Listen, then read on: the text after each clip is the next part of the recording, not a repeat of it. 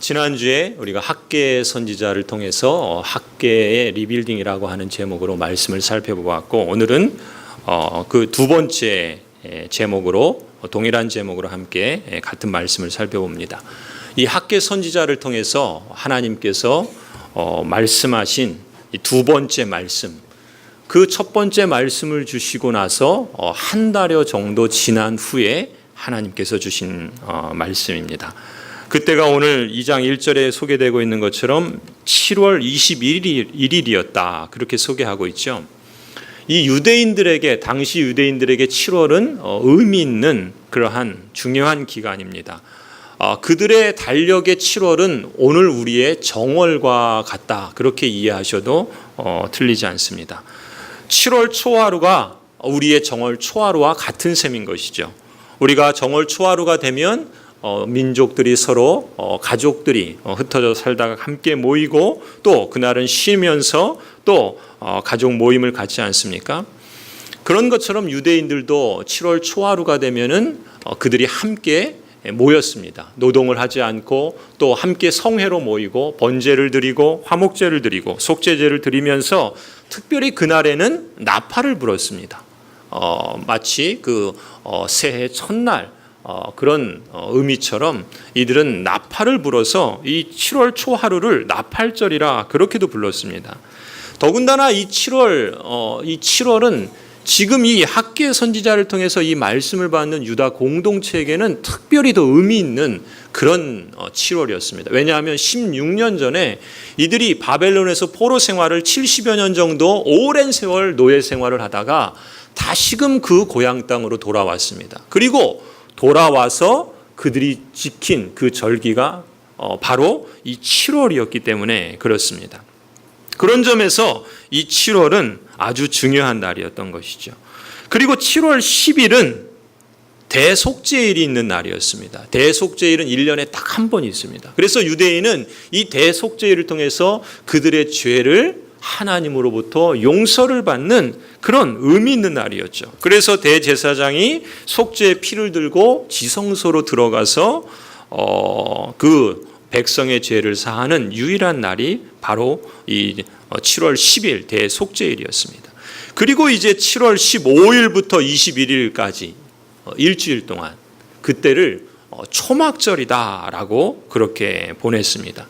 이 초막절은 원래 하나님께서 이스라엘 백성을 애굽에서 구해 주신 일을 기념하는 그런 절기였습니다. 하나님께서 애굽에서 그들을 구원하신 일, 그리고 그들이 40년을 광야 생활을 하면서 물이 없고 먹을 것이 없을 때 하나님께서 그들을 가라지 않도록 또 배부르도록 먹이시며 인도하여 주신 그 놀라운 기적들을 기념하면서 이 유대인들은 이 초막절기에 그 당시를 회상하면서 그 텐트를 짓고 초막을 짓고 그렇게 지냈던 절기가 바로 이 초막절기였습니다.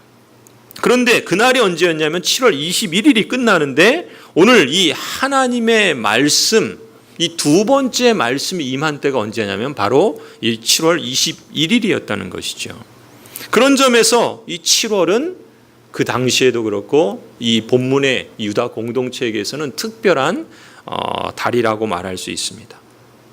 바벨론에서 오랜 포로 생활을 하고 그들이 그렇게도 간절히 열망하던 그 예루살렘으로 돌아온 그러한 때를 기념하면서 이 공동체는 더 특별한 감회에 젖었을 것입니다.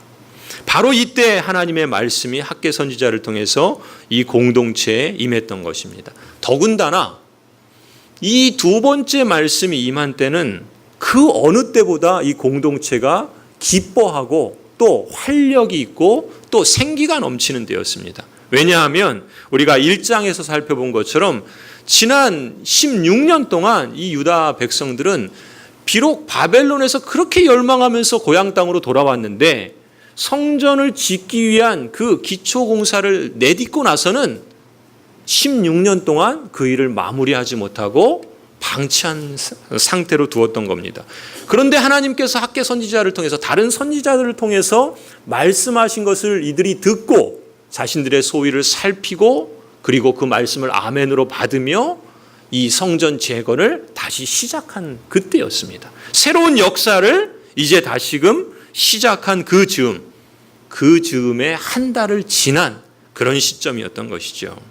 그런 점에서 이 하나님의 말씀이 학개 선지자를 통해서 다시 임한 것은 참으로 의미 있고 또 기쁘고 또 그들 공동체에게서는 무엇보다 더 어느 때보다 더 활력을 느낄 만한 그런 때였습니다. 그런데 왜 하나님께서 학개 선지자에게 말씀을 주신 것일까요? 무슨 이유였을까요?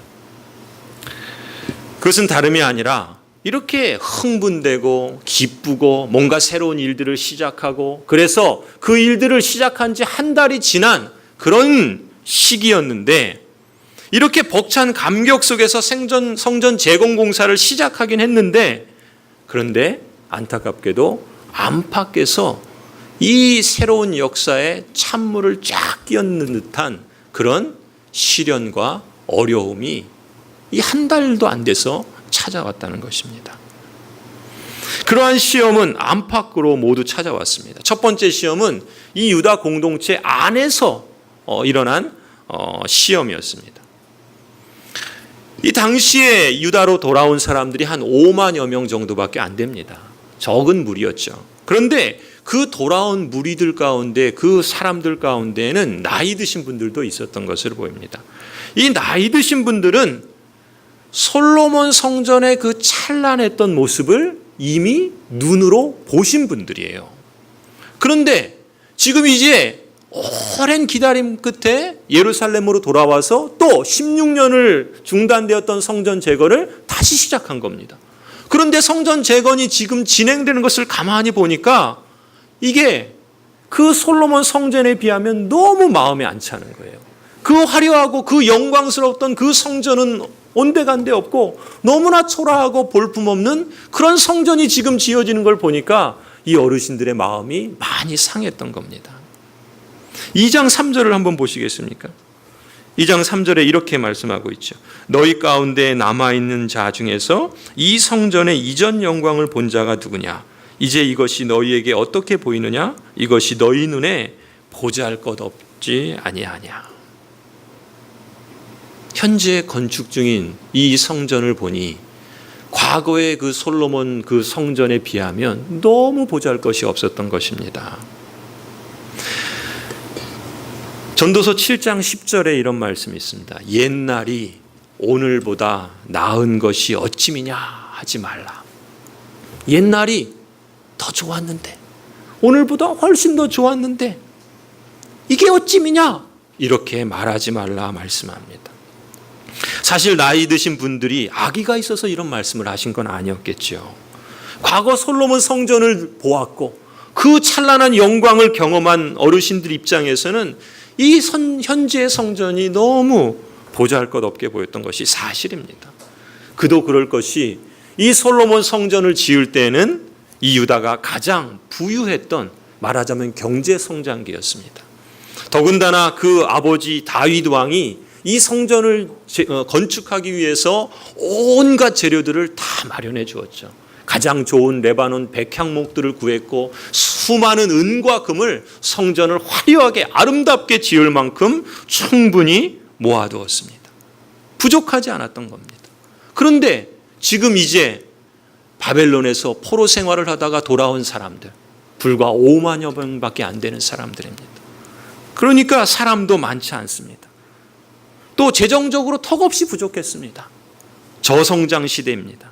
게다가 돌아와서 이 바라본 이 예루살렘은 이미 폐허가 되고 불타 없어지고 그래서 그것을 다시금 재건하는 것은 아무것도 없는 땅에 새롭게 짓는 것보다 훨씬 어려운 일이었습니다. 더군다나 모든 것이 불타 없어졌으니 변변한 나무를 구하기도 어렵고 또 좋은 돌을 구하기도 어렵고 그런 건축 자재를 구하는 것조차 힘들었습니다. 비교를 하면 정말 그 말처럼 비참해든지 아니면 교만해지든지 둘 중 하나라 그러죠. 이 어르신들의 눈에는 그렇게밖에 보이지 않았던 겁니다. 이렇게 유다 공동체 안에서 시험이 찾아온 것뿐만 아니라 공동체 밖에서도 방해와 공격이 찾아왔습니다.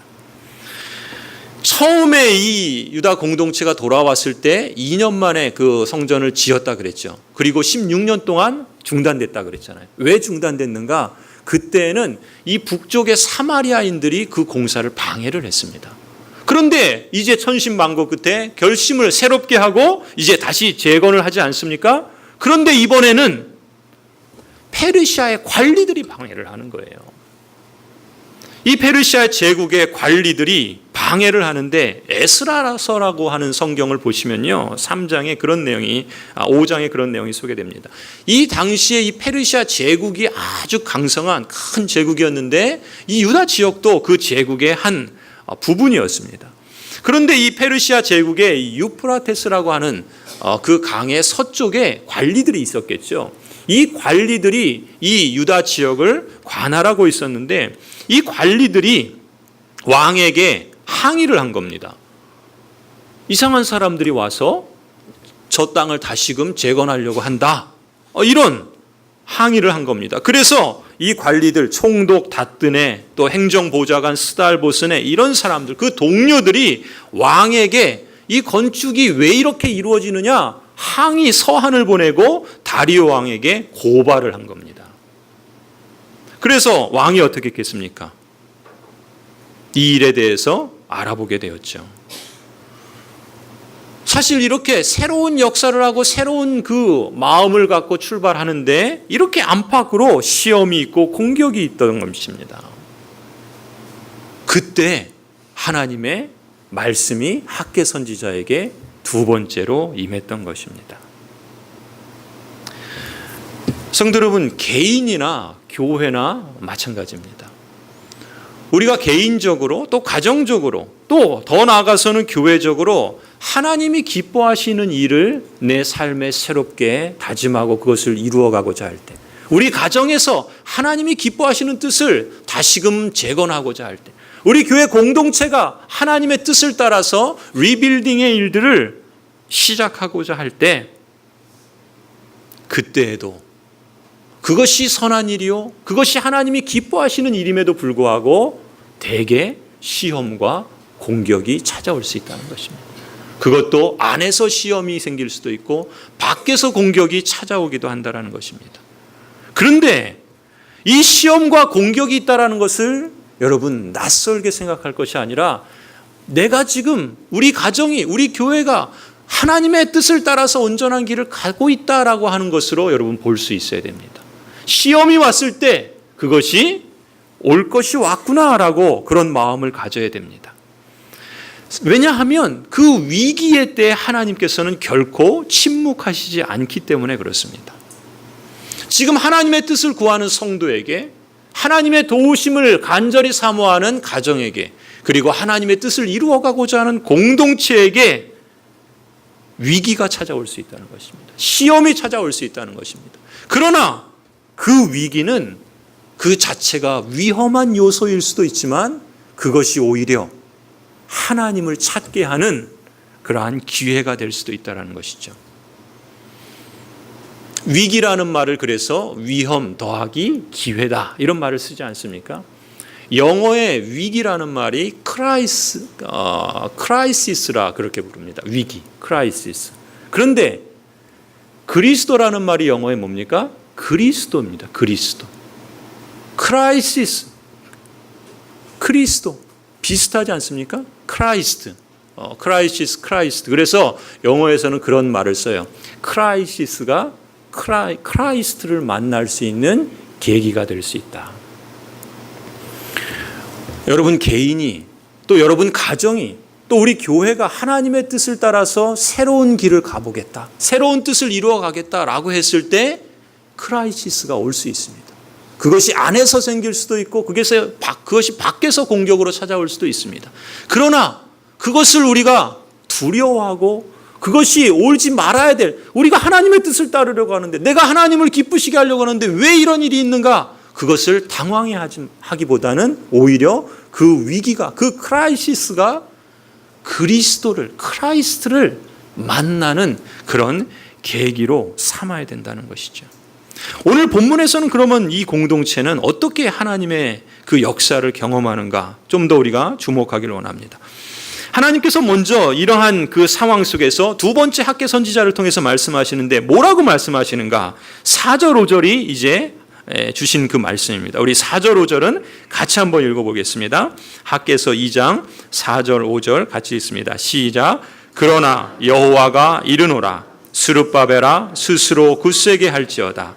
여호사닥의 아들 대제사장 여호수아야 스스로 굳세게 할지어다. 여호와의 말이니라. 이 땅 모든 백성아 스스로 굳세게 하여 일할지어다. 내가 너희와 함께 하노라. 만군의 여호와의 말이니라.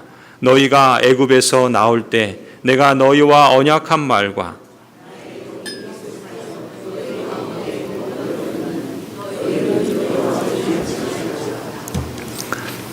4절에 뭐라고 말씀합니까? 그러나 여호와가 이르노라. 성도 여러분, 우리의 삶의 안팎에서 시험이나 공격이 없을 수는 없지요. 늘 찾아오기 마련입니다. 그런데 그 4절에 하나님께서 주시는 말씀에 그러나 여호와가 이르노라. 그러나 안팎에서 이런 말로 저런 어려움으로 여러분을 낙심케 하고 또 공동체를 실망하게 해서 포기하게 만들 때 여러분과 제가 주목하고 그리고 우리의 귀를 기울여야 할 것이 무엇인가? 오직 하나입니다. 그러나의 하나님입니다. 지금 이 공동체가 하나님의 뜻을 이루려고 마음을 새롭게 해서 어려운 형편 가운데서도 새로운 일을 시작했습니다. 불과 한 달도 지나지 않아서 시험이 찾아온 겁니다. 그때 이 공동체가 그 시험 앞에 다시 주저앉았다면, 그래서 그 안에서 들려오는 그 시험, 그 밖에서 찾아오는 그 공격에 대해서 자신들의 귀를 거기에 집중하고 그 마음을 뺏겼다면은 이 16년 동안 맡겼던 그 일을 다시금 재건하는 것이 또다시 무너지는 그런 결과를 맞이하지 않겠습니까? 그때 하나님께서 말씀하시는 겁니다. 그러나 여호와가 이르노라. 우리가 주목해야 하고 우리가 귀 기울여야 하는 것은 그러나의 하나님이라는 것이죠. 그러나 여호와가 이르노라. 내가 너희와 함께 하노라. 너희는 두려워하지 말지니라. 여러분이 지금 개인적으로 또 가정에서 혹 안팎으로 겪는 문제가 있습니까? 여러분 자신이 하나님의 성전으로 그리스도인답게 살아보려고 하는데 이제 새롭게 살아보려는 결심을 하고 교회도 나오고 새로운 다짐도 하고 또 새로운 뜻을 가져보는데, 그런데 여러분의 발목을 잡고 여러분이 앞으로 나아가지 못하게 막는 그런 시험거리가 혹 있습니까? 여러분 개인이든 가정이든 우리 교회 공동체이든 우리 교회가 하나님 나라를 증거하는 마을교회라는 그 기치를, 그 거룩한 뜻을 세우고 우리 가정과 우리 다음 세대를, 우리 교회 공동체를 말하자면 보이지 않는 성전을 재건하고 리빌딩 하려고 하는데, 그 새 출발을 하려고 하는데 우리의 발목을 잡고 우리를 더 앞으로 나아가지 못하게 만드는 그런 안팎의 시험거리가 있습니까? 그때 그런 시험과 공격이 찾아올 때 우리가 마음을 빼앗기지 않도록 우리가 귀를 기울이고 우리의 눈을 고정해야 할 것은 바로 그러나의 하나님입니다. 계속해서 들려오는 말과 계속해서 찾아오는 그 공격들 앞에 우리의 마음을 빼앗겨 버리면 우리는 다시금 주저앉을 것입니다. 그러나 여호와가 이르노라. 내가 너희와 함께 하노라. 그게 바로 임마누엘의 말씀이죠. 내가 너희와 함께 하겠다. 지난주에 말씀하신 것처럼 하나님께서 새로운 역사를 이루어가는 사람들의 그 인생의 대목마다 하셔서 주신 약속의 말씀이 바로 이 임마누엘입니다. 이 말씀은 그저 인간의 말이 아니라 하나님의 말씀이죠. 태초에 빛이 있으라 하셨던 그 말씀하신 하나님께서 말씀하신 대로 이루어진 것처럼 하나님의 말씀은 그대로 성취되는 능력인 것입니다. 이 약속의 말씀을 듣고 믿고 지키는 자는 복이 있다. 하나님께서 말씀하십니다. 하나님께서 이 말씀을 그럼 누구에게 주십니까? 그 4절에 보면은 먼저는 행정 지도자인 스루바벨에게 말씀하십니다. 스스로 굳세게 할지어다. 그리고 이어서 대제사장인 여호수아에게 말씀하십니다. 스스로 굳세게 할지어다. 그리고 모든 백성에게 말씀하십니다. 스스로 굳세게 하여 일할지어다. 세 번씩이나 하나님께서 반복해서 동일한 말씀을 하십니다. 스스로 굳세게 할지어다. 말하자면 우리 공동체로 표현하자면 장로님들에게 말하는 겁니다. 목사에게 말하는 거예요. 성도들에게 말하는 겁니다. 스스로 굳세게 할지어다. 스스로 굳세게 하여 일할지어다. 저는 이 말씀을 묵상하면서 우리의 모습들을 한번 돌아봅니다. 여러 그림들이, 여러 모습들이 제 머릿속에서, 제 상상 속에서 스쳐 지나갑니다. 지금 우리가 겪고 있는 것처럼 연일 30, 40도에 가까운 무더위를 우리가 지나고 있습니다.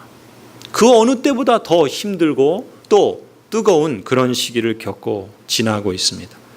그러나 그 무더위 속에서도 다음 세대를 위해서 성경학교를 하고 수련회를 진행하고 있습니다. 이미 유초등부가 끝났고 또 중고등부 수련회가 마쳤죠.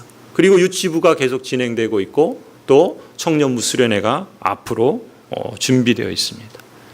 교육팀장과 또 각부 부장들, 또 교사들, 또 교육자들이 자기 일 중에서도 시간을 내서 프로그램 준비하고 계획하고 재료들 마련하고 꾸미고, 그래서 아이들과 함께 활동하고 음식을 먹이고 또 치우고 또 음식만이 아니라 그들의 사랑을 우리 다음 세대들에게 먹이고, 땀으로 시간으로 기도로 후원으로 함께하는 성도들의 모습을 떠올려 보면서 눈에 보이는 성전이 아니라 눈에 보이지 않는, 그러나 진정한 성전을 세워가는 모습이 바로 이 모습이 아닌가. 보이지 않는 성전을 리빌딩하기 위해서 서로가 굳세게 세워가는 그런 모습을 그려보았습니다. 매주 목요일 금요일마다 이 무더위 속에서 이 예배당, 이 친교실, 이 교육관 구석구석을 청소하는 손길이 있습니다. 매주 토요일마다, 매주 주일 성도들의 교제를 위해서 음식을 준비하는, 또 사서 준비하고 또 다듬고 배식하고 치우는 손길들이 있습니다.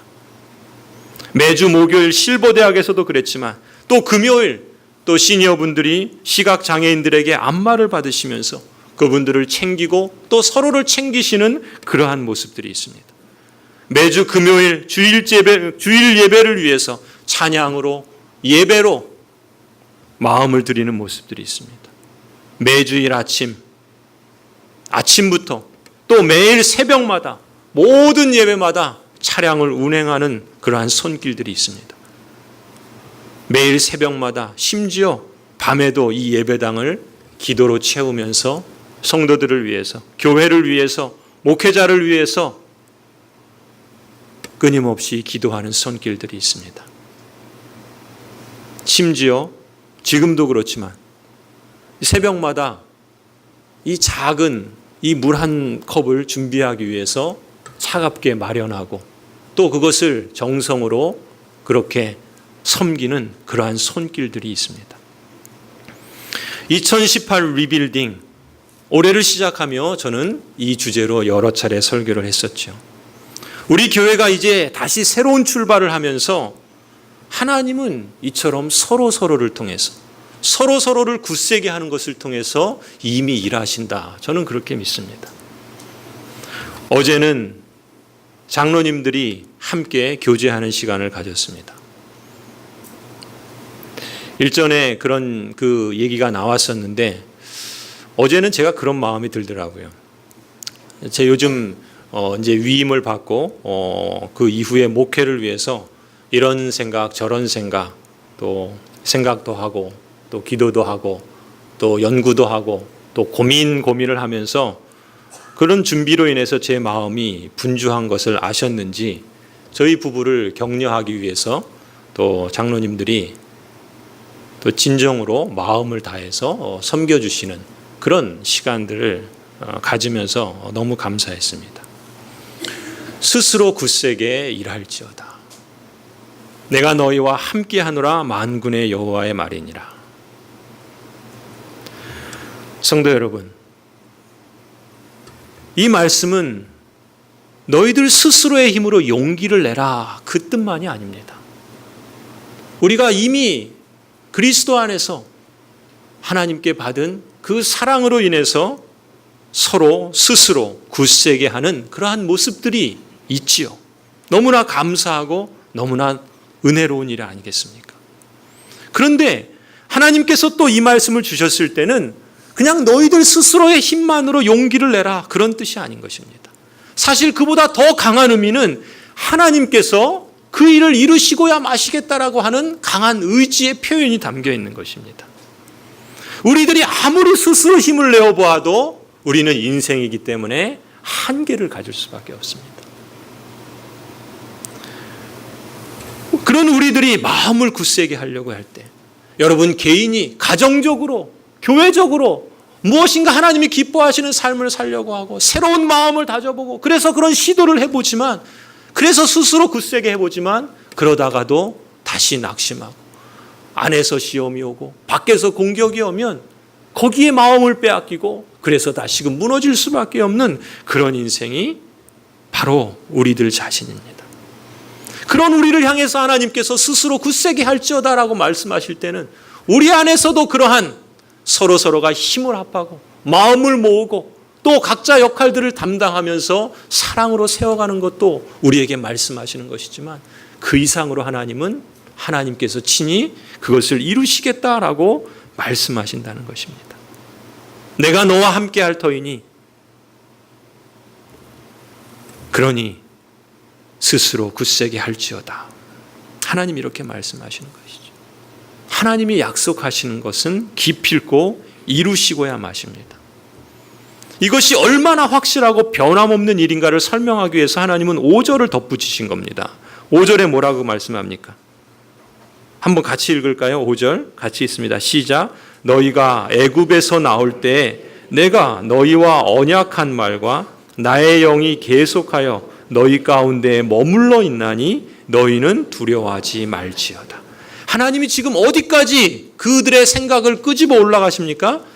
애굽에서 그 조상들, 그들을 끄집어내실 때 그들을 인도하셨던 그 언약, 그 약속, 내가 너희와 약속한 말, 그리고 그들을 이끌어낸 그 하나님의 영, 그 하나님의 영이 지금도 계속해서 너희와 함께 한다라고 말씀하고 있는 것입니다. 무슨 의도시겠습니까? 너희가 스스로 굳세게 할지어다 하시면서 너희만 그렇게 하면 나는 가만히 있겠느냐? 이 애굽에서 너희를 구원해낸 그 약속의 말씀과 그리고 그 영이 지금도 계속해서 너희와 함께 한다. 그러니 두려워하지 말라. 그것을 지금 하나님께서 이 공동체에게 확인시켜 주시는 것입니다. 이런 하나님이 위하시면 도대체 누가 하나님을 대적할 수 있겠습니까? 바로 그 하나님이 저와 여러분의 하나님이신 것입니다. 그때의 하나님과 지금 우리가 믿는 하나님이 다른 하나님이십니까? 동일하신 하나님이십니다. 하나님의 약속이 그 당시로만 그치는 약속이라면 왜 이 말씀을 우리에게까지 전해주셨겠습니까? 바로 저와 여러분을 위한, 지금도 하나님의 뜻을 따라서 새로운 삶을 살아가고자 하는 개인에게, 그 가정에게, 그 공동체에게 하시는 동일한 약속으로 주시는 말씀인 줄로 믿습니다. 자, 그러면 이 사안들은 어떻게 될까요? 불만을 표시한 그 사람들로 인해서 생긴 내부적인 그 시험에 대해서 하나님께서 말씀해 주십니다. 그것이 7절부터 9절까지 말씀이에요. 거기 뭐라고 말씀합니까? 내가 이 성전의 영광이 충만하게 하리라 만군의 여호와의 말이니라. 은도 내 것이요 금도 내 것이니라 만군의 여호와의 말이니라. 이 성전의 나중 영광이 이전 영광보다 크리라 만군의 여호와의 말이니라. 내가 이곳에 평강을 주리라 만군의 여호와의 말이니라. 모든 만물, 모든 군사, 모든 군대의 주관자이신 만군의 여호와의 말이다라고 하는 것을 강조하시면서 하시는 말씀입니다. 지금 하나님은 어느 정도냐면 5절에서 하늘과 땅과 그 육지와 바다를 진동시키시는 하나님이다, 그렇게 말씀하세요. 천한 만국을 좌지우지할 수 있는 그런 분이시다 말씀하십니다. 그런 하나님께서 그 하나님의 영광으로 이 전을 충만하게 하시겠다 말씀하시는 겁니다. 겉으로 화려하게 보이는 은, 금, 그것이 문제가 아니라는 것입니다. 하나님의 영광이 너희 가운데 있다는 것이죠. 하나님의 임재가 함께 있다는 것입니다. 하나님이 함께 하시는 곳이라면, 하나님이 함께 하시는 사람이라면 겉으로 화려하게 드러난 힘이 아니라 하나님의 임재로 인한 그 영광과 평강의 복이 이전보다 비교할 수 없을 만큼 더 크게 되리라 하나님께서 약속하시는 것입니다. 그렇다면 외부적인 방해는 어떻게 될까요? 오늘 본문에는 소개되고 있지 않지만 에스라서 5장을 보면은요, 5장부터 6장까지를 여러분 집에 가시면 한번 차근차근 읽어보시기 바랍니다. 이 다뜬의 스달보스의 이 페르시아의 유프라테스강 서편을 그 지도하는 행정 관리들이 왕에게 소송을 제기했다 그러지 않습니까? 그래서 이 다리오 왕이 조서를 내려서 정말 그런지를 알아보게 합니다. 그래서 그 이전에 고레스 왕부터 해서 자신에 이르기까지 그 앞에 이전 역사들을 샅샅이 살펴보게 해서 조사를 합니다. 그런데 이 유다인들이 그 본성 예루살렘으로 돌아가서 성전을 재건하는 이 일이, 그 모든 내용들이 사실은 그 앞서 고레스 왕 원년의 조서로 이미 허락되었다라는 것을 발견합니다. 그래서 이 다리오 왕이 어떻게 합니까? 그 사실을 발견하고 나서는 다시 조서를 내려요. 어떻게 해요? 이 성전 재건을 할 수 있도록 적극적으로 후원하는 그런 명령을 내립니다. 성전 재건을 적극 후원하고 완성하라는 그런 명령을 내리면서 그 성전 건축에 필요한 물자와 원조금까지 이 왕으로부터 허락받게 됩니다. 그게 에스라서 6장에 나오고 있는데요. 시간 관계상 제가 읽어드리겠습니다. 학계 리빌딩의 그 결과를 에스라 6장에 보시면 이렇게 말씀합니다. 다리오 왕의 조서가 내림에 유브라데강 건너편 총독 다뜨네와 스달보스네와 그들의 동관들이 신속히 준행하니라. 유다 사람의 장로들이 선지자 학계와 이또의 손자 스가라의 권면을 따랐으므로 성전 건축하는 일이 형통한지라. 이스라엘 하나님의 명령과 바사왕 고레스와 다리오와 아닥사스다의 조서를 따라 성전을 건축함에 일을 끝내되 다리오 왕 제6년 아달월 3월에 성전 일을 끝내니라. 할렐루야. 아달월 3월에 3일에 이때가 516년 3월경이라 그렇게 말을 합니다. 그러니까 지금 성전 재건축을 한 게 520년쯤 됩니다. 주전 520년쯤. 그리고 언제 완공을 했느냐? 516년쯤에 이 성전 재건을 완공합니다. 그러니까 얼마나 걸린 겁니까? 대략 한 4년 걸린 거죠. 이 다리오 왕의 그 조서를 통해서 그들이 부족한 물자와 그 자금을 오히려 지원을 받아서 드디어 이 성전, 두 번째 성전을 완공하고 봉헌식을 갖게 되었다는 것입니다. 성도 여러분, 여러분 개인이나 가정이나 우리 교회 공동체나 건강한 신자로서 온전한 가정으로서 하나님 나라를 기뻐하는, 하나님이 기뻐하시는 교회를 세우고자 하는 것은요, 그것 자체가 성전 리빌딩입니다. 영적인 싸움입니다. 거기서 우리가 대단한 각오를 하면서 금방이라도 뭔가 대단한 것을 이룰 것 같이 시작을 했다가도요, 우리는 한계가 있기 때문에 우리 안팎에서 시험이 오고 공격이 오면 이내 좌절할 수밖에 없는 그런 인생입니다.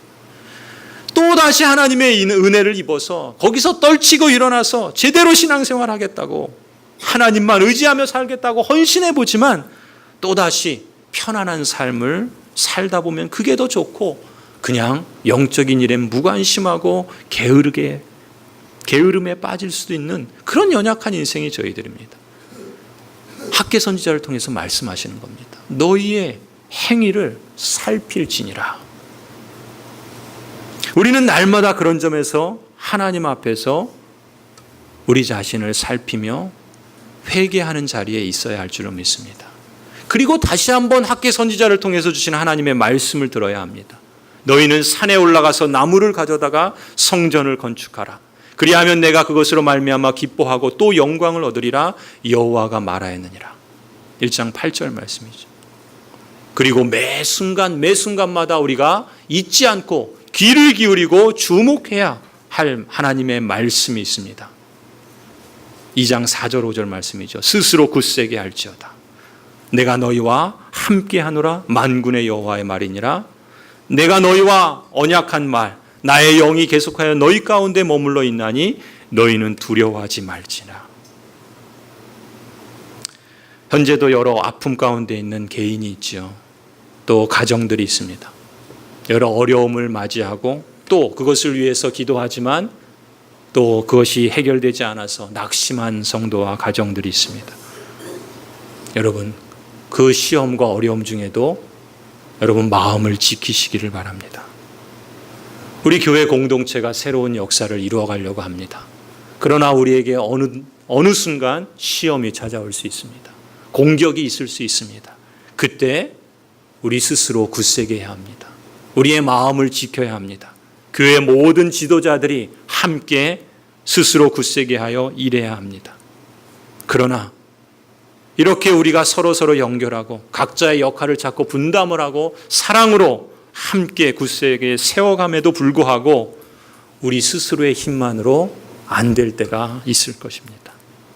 그때 오직 하나님께서 우리와 함께 하노라 이 약속의 말씀을 기억하라는 것입니다. 그 약속의 말씀을 신뢰함으로 용기를 내라는 것입니다. 2018년 리빌딩, 하나님께서 보이지 않는 성전을 이루시고야 마시리라 저는 믿습니다.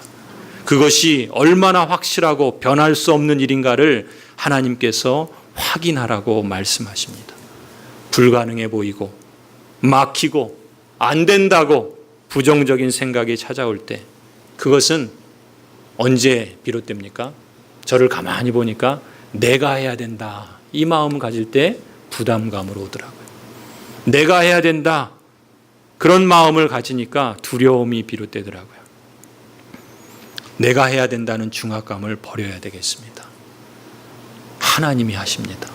하나님께서 약속하시는 겁니다. 하나님이 함께 하신다고 말씀하시는 겁니다. 내가 해야 된다는 중압감을 버리고 하나님이 하신다. 하나님이 함께 계신다. 이 마음을 늘 새롭게 하시기 바랍니다. 내가 너희와 함께 하노라 만군의 여호와의 말이니라. 신실하신 하나님, 약속하신 것을 이루시는 그 하나님을 찬송합니다.